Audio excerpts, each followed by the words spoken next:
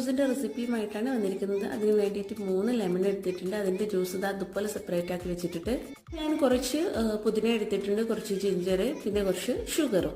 പിന്നെ അതിന് വേണ്ടിയിട്ട് പാകത്തിന് വെള്ളം കൂടി എടുത്തിട്ടുണ്ട്. ഒരു മിക്സിയുടെ ജാർ എടുത്തത് ലെമണിൻ്റെ ജ്യൂസ് ഇതിലിട്ട് ഇട്ട് കൊടുക്കാം, ജിഞ്ചർ ഇട്ട് കൊടുക്കാം. അടുത്തത് നമുക്ക് പുതിനയിൽ ഇട്ട് കൊടുക്കാം. 2.5 കപ്പ് ഷുഗറും കൂടി ആഡ് ചെയ്ത് കൊടുക്കാം. ഇനി കുറച്ച് ഐസ് ക്യൂബ്സ് ഇട്ട് കൊടുക്കാം. അടുത്തതായി നമുക്ക് പാകത്തിന് വെള്ളം കൂടി ഒഴിച്ചു കൊടുക്കാം. ഇത് നന്നായി ഒന്ന് ബ്ലെൻഡ് ചെയ്തെടുക്കാം. അടുത്തതായി നമുക്കിതൊന്ന് സെർവ് ചെയ്യാം. സ്റ്റെയിനർ യൂസ് ചെയ്ത് അരിച്ചെടുക്കേണ്ട ഒരു ആവശ്യമില്ല. ഡയറക്റ്റായിട്ട് നമുക്കിത് അതുപോലെ ജാറിലോട്ട് ഒഴിച്ചു കൊടുക്കാം. അപ്പം ഞാൻ അതുപോലെ ഒന്ന് ഒഴിച്ചു കൊടുക്കുന്നുണ്ട്. ഈ ഒരു ജ്യൂസ് കുറച്ച് ലൂസായി കിട്ടാൻ വേണ്ടിയിട്ട് കുറച്ച് വെള്ളം കൂടി നമുക്ക് ആഡ് ചെയ്ത് കൊടുക്കാം. ഒരു തണുപ്പിന് വേണ്ടിയിട്ട് കുറച്ച് ഐസ് ക്യൂബ്സ് കൂടി ആഡ് ചെയ്ത് കൊടുക്കാം.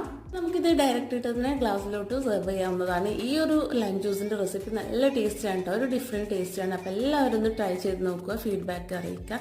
ഇൻഷാ അല്ലാഹ് അടുത്തൊരു നല്ല വീഡിയോ